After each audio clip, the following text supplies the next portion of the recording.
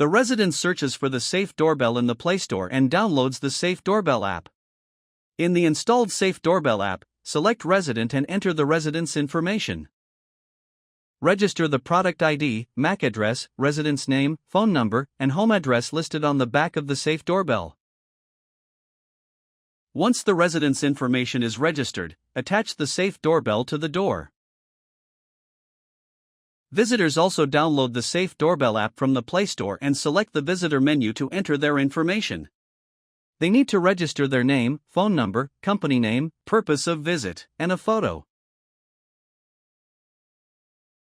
The visitor touches the Safe Doorbell attached at the resident's door. An alarm and notification message appear on the resident's phone.